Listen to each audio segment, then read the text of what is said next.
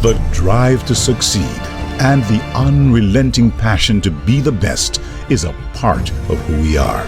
It's in our DNA, the indomitable spirit of champions. With strength and vigor, we celebrate with pride the glory of hard-earned victories. We celebrate the greatness that is within us all. We celebrate Jamaica. Talk Up Youth is powered by National Baking Company in association with Cran Water, a Stanley and Empress production giving the youth a voice. Talk Up Youth.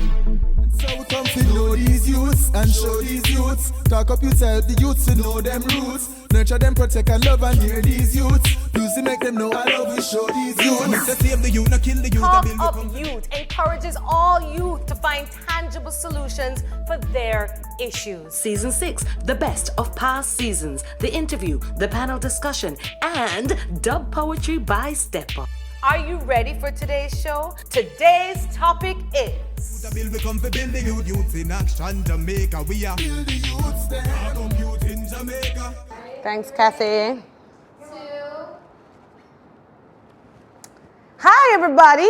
This is Talk Up Youth. Talk Up Youth, Miss Effie. Talk Up Youth. Finding solutions to all of the problems in the world, live from Jamaica. We are behind the scenes of our Talk Up Youth virtual boardroom, and I'm here with Aishiba discussing the very, very highly requested topic of high school stigmas. How you do, Aishiba? I'm doing well. How are you? I'm excellent. What school do you attend, and how were you stigmatized? Okay, so I attend the Excelsior High School, Agianimo Wutut. Yes, I have always been stigmatized by people going, the so-called uptown schools. All right, the way she speaks, no man, she can't go Excelsior. And Excelsior not the ghetto and such a talk. Based on the way I carry myself, the way I speak, the way I walk, everything. They're always saying that, Excelsior, it is considered traditional high school, but then they're saying that you're not smart enough, so I'm not smart, and, it is a ghetto school.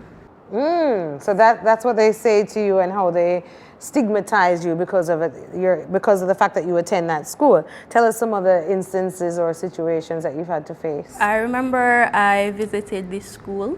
It was at a gospel concert, and we were talking, everybody, big Campion College, Jamaica College, Kingston College, and they were speaking.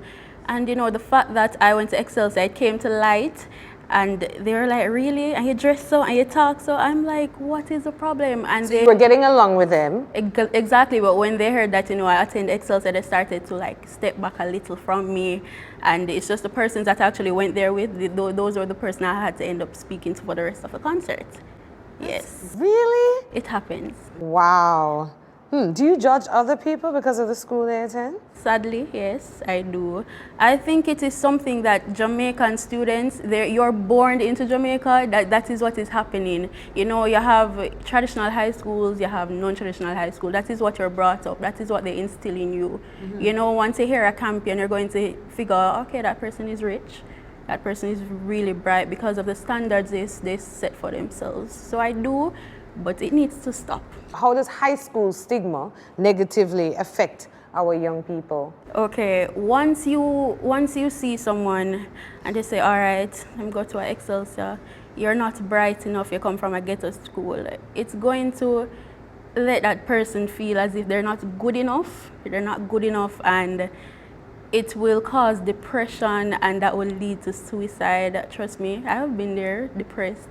But I try and find a platform for myself to, if that person from Campion can do that, I can do it too. So you've been depressed because of your school or how people look at you? I have been, and I sit, I pray about it, and I try to find different clubs, different ways in which I can bring up my school, put it on the map, saying, when students pass GSA, they say, yes, I want to attend Excelsior High School. So that is what I'm trying to do right now. Nice. Just tell us what you love most about your school. I love my teachers. Excelsior, they have the best teachers ever. They don't really care about, just teaching you, right? They care about every aspect of your life, and that is what I really love about them. Excellent. So you're proud of your school? Definitely. And you're educated? Definitely. You're smart. Exactly. You're confident. Yes. And you speak English fluently. Yes, I do. Okay, and you speak patois. Yeah, I do that too. Yeah, you do that too. So tell them, don't judge you. Don't judge me. You know what? This is a very highly requested topic, as I mentioned, and I would love for you to join the panel here in the virtual boardroom and continue finding solutions, because you're the one that says that high school stigma needs to stop in Jamaica. So will you help us find the solutions? Definitely. All right, repping for your school for life. Keep it locked. The young people are going to continue the discussion. I'm out of here. You can wait. The team's going to come and set you up. All right? Okay. Thanks, Aishiba. All right. Team, let's get the rest of everybody in. Thanks.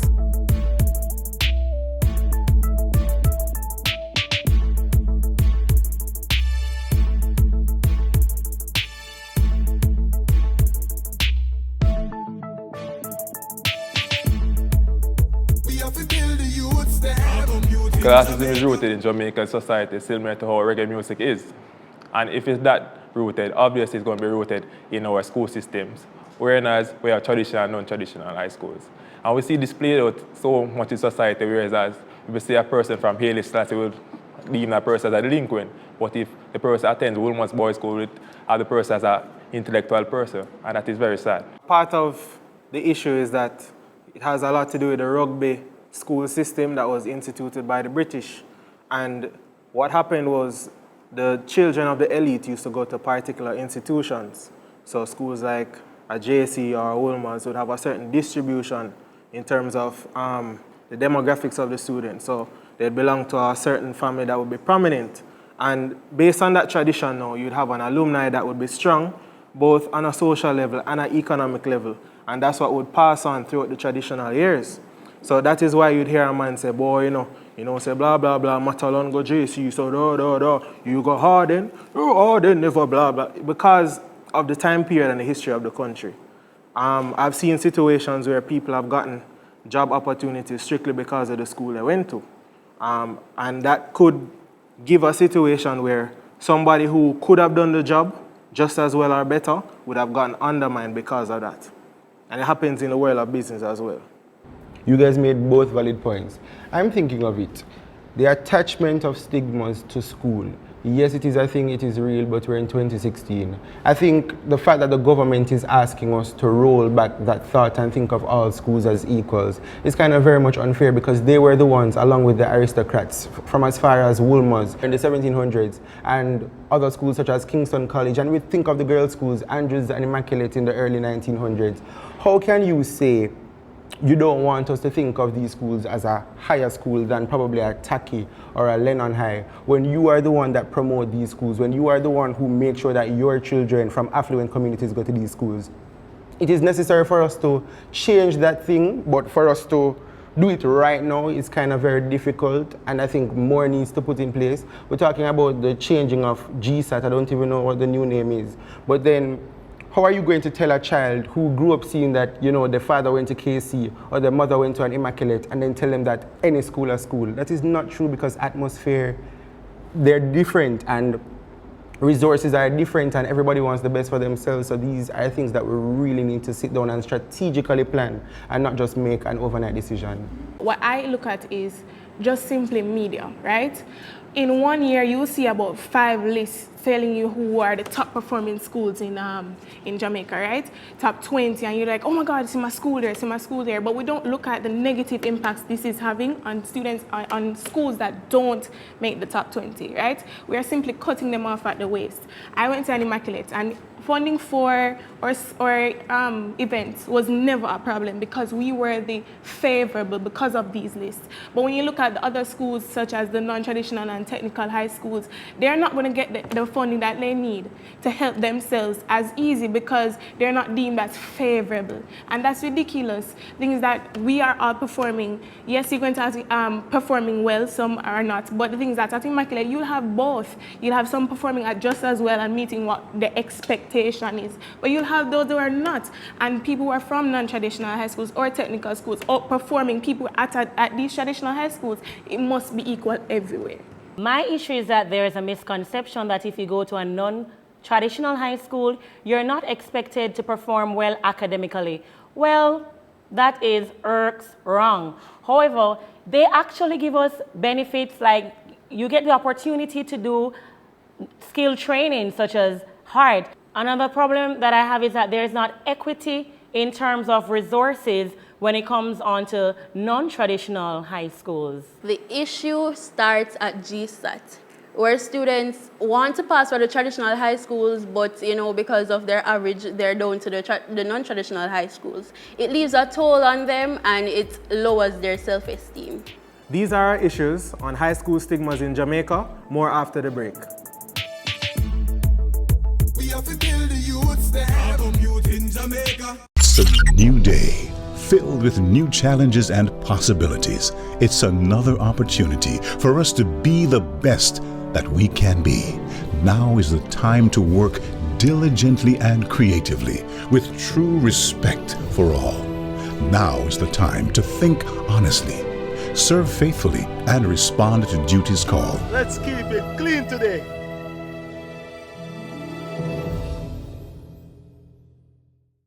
Mommy had it really hard raising 3 kids on her own. At 17 years old, I became a father. I started baking because I wanted to make a little extra money to just go to school. At the time, I had to use small-scale farming to support both myself and my daughter. When the time came to pay for my SE6 subjects, the scholarship from Cranwater, that was a blessing. The scholarship was actually one of the greatest things that I could earn. It's very important to pursue education and to strive towards greatness.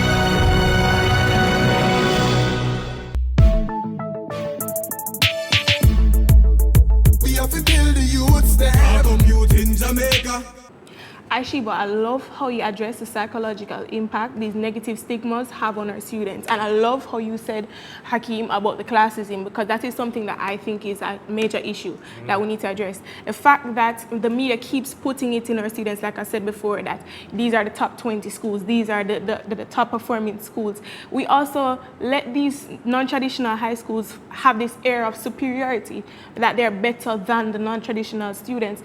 This is only maintaining the social stratification in society, because these are the students that are going to grow up into adults and believing that they're already better than just because of the high school he attended. Right, but the divide is already established in society because you have uptown and downtown, And you'll find many downtown students going to non-traditional, many downtown. And that's why you have many downtown parents forcing their children to try to achieve to go to those uptown schools when the downtown schools are really better because you have a big teacher in the downtown schools, but they don't get the recognition because they don't have the resources, and that puts everybody back in it, because without resources, how well can you get that new computer lab and new science lab where you need a little son forgetting a little experiment like chemistry? You need them thing there, and that we're not finding downtown many downtown schools, because sometimes them don't have the PT, sometimes them the alumni. Hakeem, yeah. To add to your point, and Sarah brought it up earlier, we have to focus on what we can control. Right? We're born into the society that has certain challenges, but the fact of the matter is, we are the ones shaping the future right now. This discussion is shaping the future. One day, somebody's going to brag that they went to your school because of you. I mean, the fact of the matter is, all right, we'll have the stratification there, but every single day, one decision at a time, we are actually representing our school still. So as you move up the ladder, indirectly your school is moving up the ladder as well. Because if you look at the statistics of where the schools are now in terms of academic performance, 7 of them are all-girls schools, and 6 of those 7 all-girls schools are actually from country. So the numbers are speaking. All right, I totally agree with that. But then if you put the government into play and the new change that they're going to make, because once, as I said earlier, you're moving from the GSAT to the new exam, and this exam will change things such as the proximity, as in you're going to the school that is beside you. So I come from a Helshaw. What is close to a Helshaw? Greater Portmore High School. All right, fine, and then you say all schools are equal. So what is it going to mean for me now, who saw my father go to a KC, who saw my mother go to a Immaculate, who saw my sister go to a Wilmers? What does that mean? What tradition am I going to bring in the family, or am I going to continue in the family? Where's the legacy? So I realized that you mentioned, you are representing your school, but then what does it mean nowadays when you can go to any school and everybody go to any school? Lidge, we're actually on the same page regarding that, because even though the individual represents the school as much as the school represents the individual, it is very challenging to put somebody into a school because of where they live. Because if you look at the landscape of Jamaica, a person who is living in, say for example, Greenwich Farm. I have nothing against Greenwich Farm, but it's an area that might not have statistically the best school. Why can't that person go to Campion because they go to Greenwich Farm? It don't make any sense. Allow that person to perform their way up. Don't lock them in because of where them born. They didn't choose to live there. That's their parents' decision. You can't lock somebody's educational opportunities because of a decision that their parents made. It don't make any sense. So are you both telling me that there is bad school and there's good school? Because that's what I'm getting here, because I went to Froome Technical High School and it's a good school, right? Everybody have their own opinion. I wanted to go to Manning's, yes, because it's a traditional high school or at the top and people can say them bleed blue and me can say me bleed green. And going to Froome, I went with the concept or the idea that it's not where you go, it's what you do where you go. Even though we can say that the resources might differ in terms of traditional high school, but we have to look at the socioeconomic status of the parents. At St. Andrew High School, because I went there for sixth form, the parents, they support. You have the Old Girl Association, people, you know, the community. It does help, the environment and everything. And going to Froome, we were screened, you know, come in first, come in second, say you have like somebody come in last, and that might have a mental effect, but for me, it motivated me because like every grade, me that first, me come second, third, my ball, right? And I ended up 11 CXCs, and I ended up going to Andrews and mash up the place. You get what I say? You can do your thing. My thing is that I honestly thought like that for a very long time. A cousin who came to live with me recently, she's coming from Balaclava High, right? So I felt like, oh my God, you know, she probably didn't do that well. She's actually planning to go do CAPE at one of our schools here. But the thing is that what I found out is that she's getting 7-1s and she went to Balaclava High. That's what people think is one of the worst schools in St. Elizabeth. And the thing is that people don't understand it's not necessarily always the school that you go to, it is your mental set when you go into that school. Because when she told me that, I was so surprised because she's outperforming some of my comrades at Immaculate.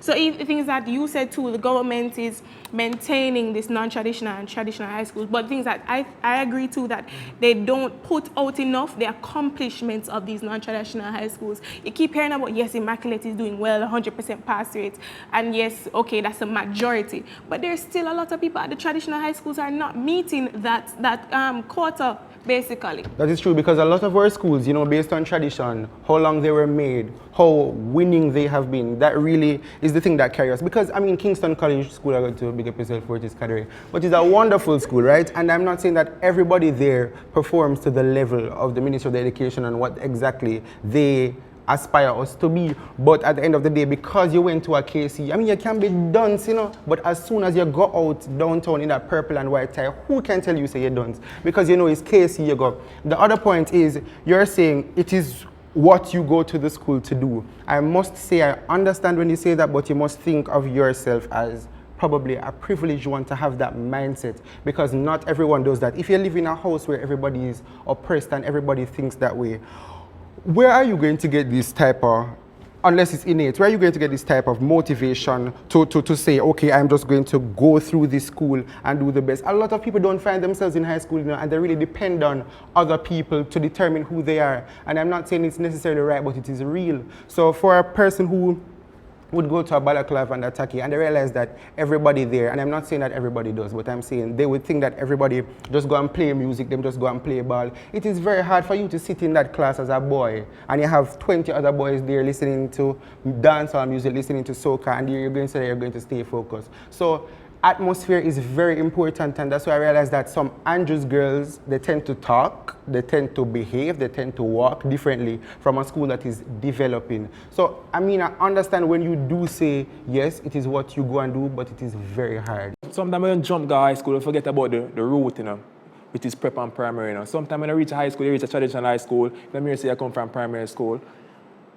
Oh, you reach her? Oh, you reach her because them, it don't set in the mindset, you know, that's why you can't have non-traditional, traditional, because most of the non-traditional students are from people from primary school, so them have the negative mindset at primary school. So when a youth from primary school like me reach a Wolmer's, I got to big it up, reach a Wolmer's now, you say, oh, you reach her, and a primary school they used to go because everybody else used to go prep school, and them things at prep school are the creme de la creme. When enough people go prep school, they must go prep school because of prep school and I pay them money and still not a sense. And me come from a primary school and try my best and reach it. And them look for me as a primary school and see it and say, yo, oh, you reach her. Is it me I say?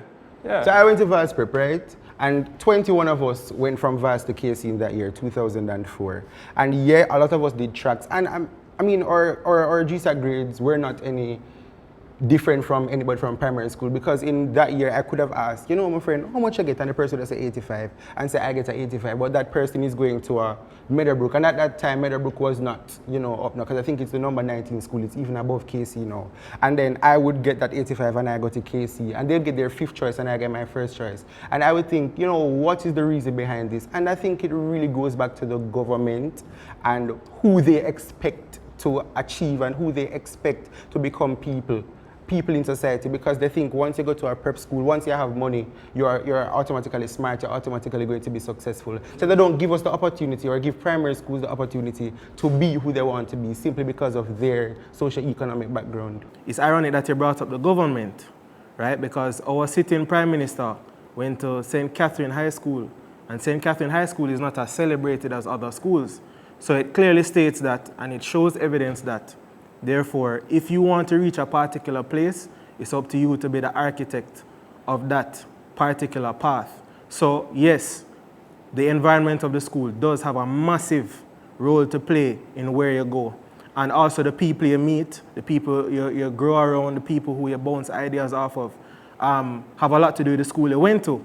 But the fact of the matter is, you are the architect, right? You are the one that people are going to talk about. Oh, yo, I went to Arden because of Carl Samuda, I went to JC because of so and so. It all comes down to you in the grand scheme, because there are other variables that do matter, but you have to say, well, this is going to be the end result regardless. Not everyone, as Lige was saying, is intrinsically motivated. The government just have to delete the whole, you know, the whole thing where you have a top school and you have low scheme school. So when you do GSAT, right, if you realize that a student did not perform well academically, they get a 40 average or 50 average, you sending those students to a particular school like in Westmoreland, Godfrey Stewart High, that basically shows that you deem that school as a lower class school, and that's where you want to send persons who perform that way. So if you realize that students didn't perform well at GSAT, try to find a way to, you know, to formulate a school or something where you can bring them up to par, and when you think that they're there, you know, then you can send them into the traditional. So they just delete that whole thing, man, so everybody can feel chill when you go to a school, because you don't know, you just go there for learn and do your thing. To say that you want to send them to that high school is maintaining what you're saying, that this air of superiority, and I don't agree with that. Well, what I was trying to say is that you don't need to put all the students at a particular school based on their grade. Because if you're going to send every student to that school because you think that they did not perform well academically, you're basically labeling the school. You get what I'm saying? So you just need to level the playing field. You mix it up a bit, you know, saying, so that if I did well academically and someone else didn't do well, I can help out that person. I'm there, so each one basically helps the other. Because I went to, as I said before, I went to Frome, and my aunt teaches at St. Andrew High School for girls, and I went there for sixth form because my grades were really good. And there was this phobia. I was like, oh my God, I come from a country school and I go to one school where you're putting them bread. How am I going to do this? But that phobia actually gave me motivation to say, well, my girl, put in the work and see if I can actually compete with them. And it did actually work, but some people, they might break down and be like, oh, I can't do this, because if you understand what I'm saying. Don't you think why they have traditional and non-traditional high schools is because they don't want to mix everybody and bring down certain people's averages or let them look away or something? I totally understand that, and that's exactly why I said that atmosphere is important. But then the government, and I'm not moving from that point, they are to be blamed. So you should have known from the beginning that, you know, where you come from doesn't determine who you are, or what you do now doesn't determine who you are. And I think each school should have that whole level playing field thing. I really do agree with that. But then I can also look at it in the sense of the proximity thing that the government is coming up with is them being lazy. Because back then you could have said, as I said before, the prep schools, they get to go to the traditional, the elites, as my grandmother said, the big dog school them. But then you realize that primary schools are performing better, and the prep schools and prep school children are moving over to the primary schools, and because they cannot deal with that now, they say, you know what, make it level. The prep school and primary school and the traditional and non-traditional high school thing is so important, and it is so prevalent right now to the point where people choose their partners based on which school you went to, because they think, oh, I need a girl. As a KC boy, I need a girl from Immaculate. Where was KT going in our lives, in our love lives, in our hearts? I just you know, school. you want a Woolmer's girl, I just school. Yeah. But the thing is, Lidge, considering what everybody said here today, I think that there are some things that are out of our reach. We live in a very competitive world in more ways than one. There's a law in economics that suggests that there's survival of the fittest. So say, for example, certain people who are born into certain families end up in certain schools because of their grades. These are things that we might not necessarily be able to control today. But even though there are persons who might not have the access, even though they're trying their best and they really don't have the access, they don't have the family members or the people around them, I believe in the law of attraction. If you want something bad enough, you will shape scenarios that will lean certain results towards you. The fact that we're here speaking, representing other people is because of decisions we made, right? So I understand everything that we brought up today and that the world is not fair. I don't think we can fix everything, but I think each individual can make choices that determine their future, even though it might be harder on paper. It is more difficult for some person than others. But if you make that decision and you stick there, you'll get there.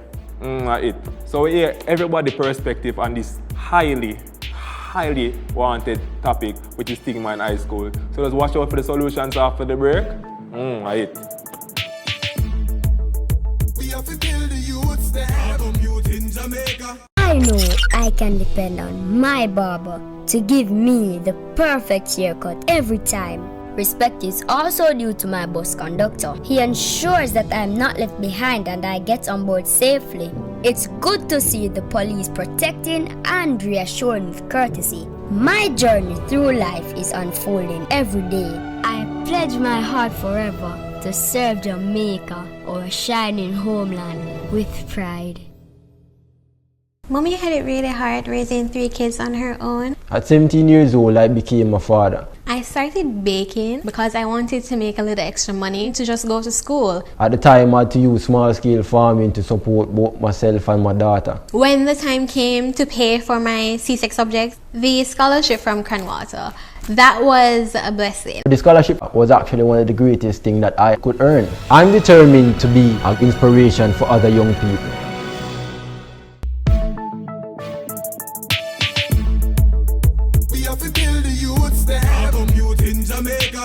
Welcome back to Talk Up Youth. The issue today is stigma attached to high schools. And the whole of we got decent school, from Cornwall, Middlesex and Surrey, so we don't have to worry. We turn artists, we have Arden, we have Fruman, St. Andrew, we have Excelsior, KC, Immaculate and Wilmers. So for the solutions, I think if the government wants a level playing field, they need to send each child to a school that them know they will perform good. You have an A, a B, a C class.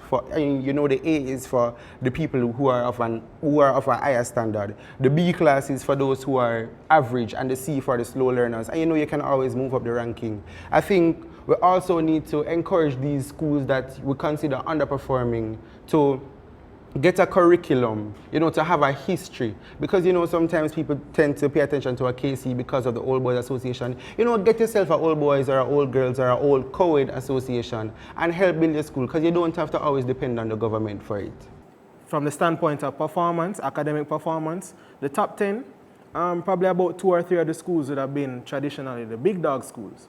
So I think for the individuals who are studying right now and they need inspiration, they need to take things into their own hands and say, look, I'm going to be great regardless of the variables that are around me.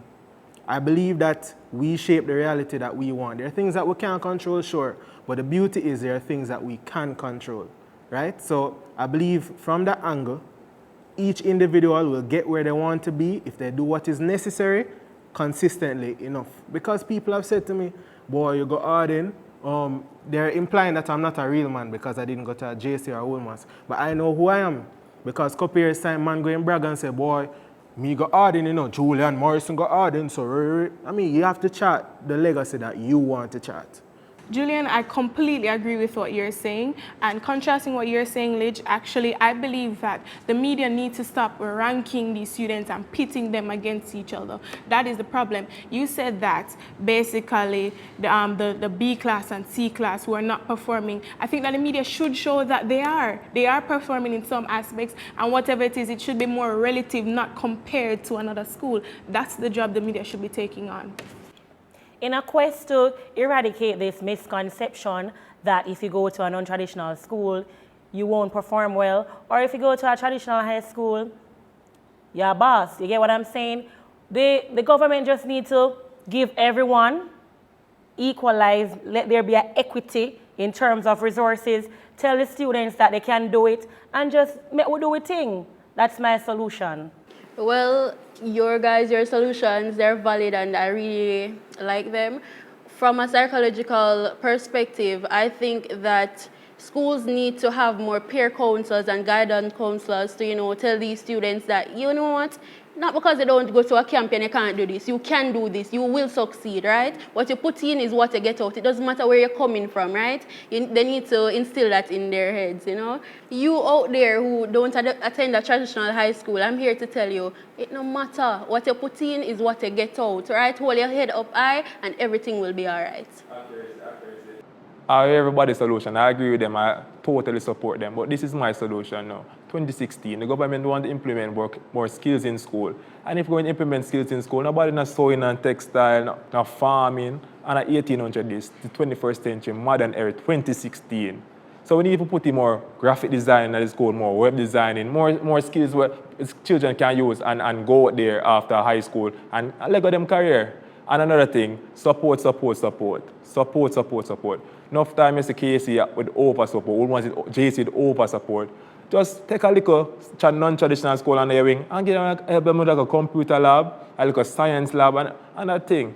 Lastly, classism is rooted in Jamaican society, but we can't ease up a little, Just give the look at them a break, they see them in a non-traditional uniform, they say, go and go to school, youth, go leg your career. And that's it.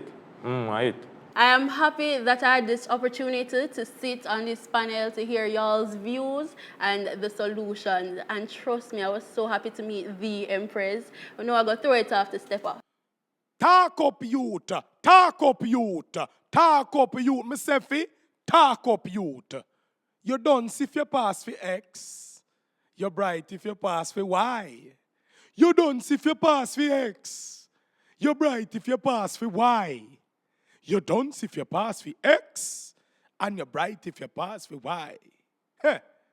Modern day slavery, it seems that is GSAT. Mother start one picnic. Make sure you not shame me. Make sure you pass for good school, boy. Because I don't want the community to jeer me. Yeah? You dunce if you pass for X. You're bright if you pass for Y. You dunce if you pass for X. And you're bright if you pass for Y. Remember say, Miss Mary, cousin, daughter, sister, cousin, brother, grandfather, niece, pass for good school, boy. Don't shame me.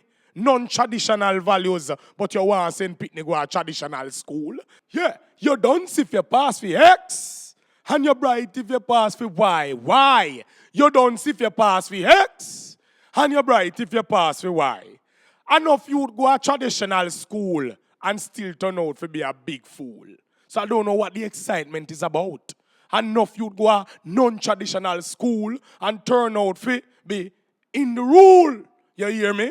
Enough you'd go to traditional school, turn out to be fool. Grow your children properly. Don't be stubborn. Don't make them act so fearful of you when a GSAT time. Yes, don't stress out the picnic. Because enough parents can't pass GNAT, much less GSAT. You don't see if you pass for X, You're bright if you pass with Y. You're dunce if you pass with X. You're bright if you pass with Y. Talk up youth, talk up youth, talk up youth, me say fi. Talk up youth, me say talk up youth.